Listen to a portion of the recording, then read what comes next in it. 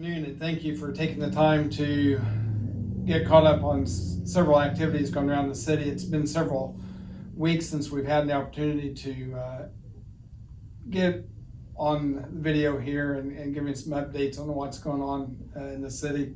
One project we started today is repainting the lamppost around the downtown area.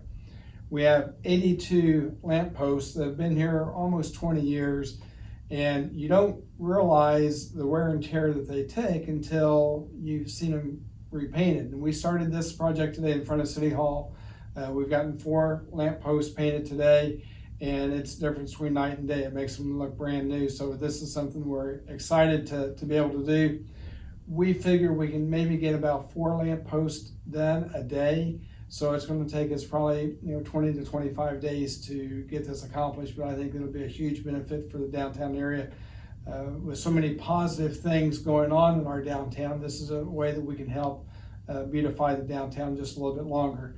Like I said, these lampposts have been here close to 20 years. Another project that's going on is the venue up on Pike and Jefferson Street. We've been working on this now for several months. We have now torn up Jefferson Street. Jefferson Street between Pike and Morgan is going to be taken up, replaced, and the sidewalk's going to be redone on both sides of that also.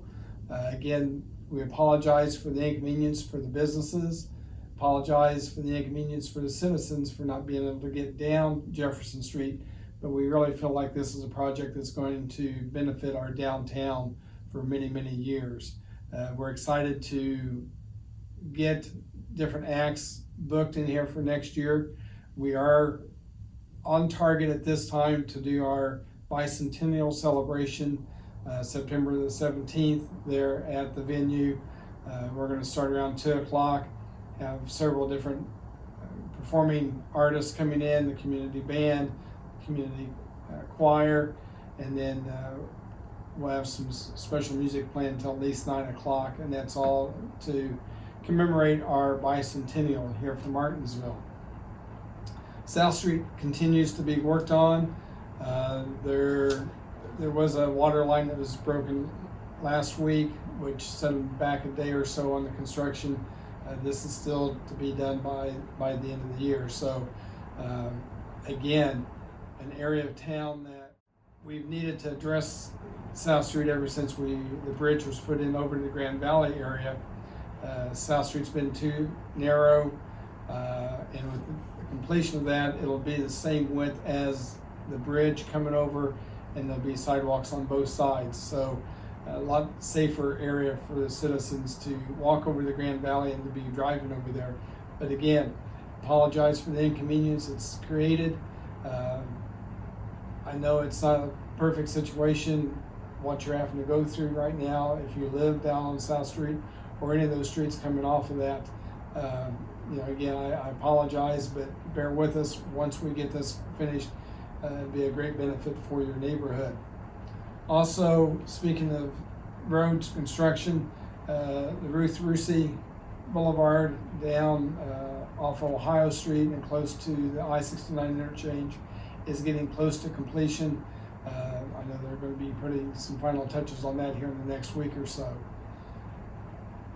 One of the things that the city council is going to be starting this afternoon is our budget workshops. A lot of people don't understand how difficult it is to plan for the city on the budget. Our office here has worked with the clerk's office the last couple of weeks. We've sat down with all the department heads, gone through their budget that they've had last year and their appropriations that they've gone through this year, went through line by line looking at what we needed to adjust for next year, what we can take away, and how best to make this a good financial tool for 23. It's like any budget though, you plan for worst case scenario on some things, but you can't plan for everything. One of the things that we've noticed this year especially is our fuel charges. I'll pick on the police department here because it's a number that I can remember right off the top of my head. the fuel charge for the police department for 2022 was $108,000. We are almost through that budget amount already for the year. So for next year, for 2023, not knowing what fuel prices are going to do, we've doubled that. We're looking at $200,000 for their fuel cost. And we've had to go through each department and do that. You know, our street department guys, our sanitation department, you know, the trash trucks are going up and down the streets every day. And when we look at this year for the budget for 22, fuel prices are about $2.50 a gallon. Now we're looking at close to $5 a gallon. So it's difficult to plan for that, but we're doing the best that we can. Along the lines of the fuel, we will probably be coming before the council here in the next few months for additional appropriations for fuel. We're hoping that we can go to each department, fire department, police department, street, water, and get a guesstimation of what they're going to need to last till the end of the year and make one request. Hopefully we'll be able to get that done, and hopefully we'll have enough to last until end of September before we have to come back through for those additional appropriations. But the budget workshop is a series of 4 different workshops that we'll have. Again, starting this afternoon at 4:30 on July the 11th, and we'll meet each day before the council at 4:30 to work on this. The first 3 meetings we'll go through the budget line by line, have the department heads coming in, explaining the request, and then the last one will be where we have to trim things down, because we haven't been told or been advised of what we're going to receive from the state as of yet, and we may not get that number until the first week of August. But we can't wait until then to start. We need to start ahead of time and know what each department's going to need. So it's a difficult time, and I appreciate the council for coming in early for next meeting dates and working through this, because here again, a lot of people say, well, it's the mayor's budget. Well, it's not my budget. This is the council's budget. We, again, like I said earlier, we've worked with each department, come up with the numbers they needed, and it's up to the council to decide what they're going to do with the budget. So again, a lot of things going on in Martinsville.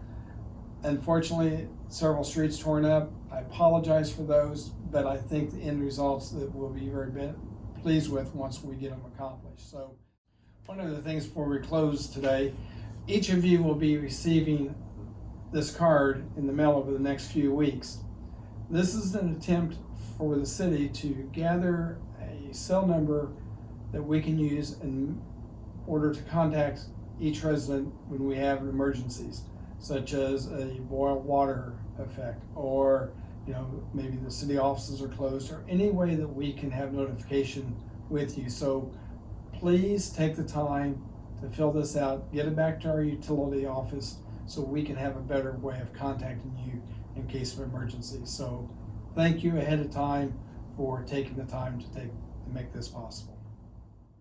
Again, sorry it's taken a few weeks to get back and give you an update on everything, but I appreciate you taking the time and watching this. Thank you.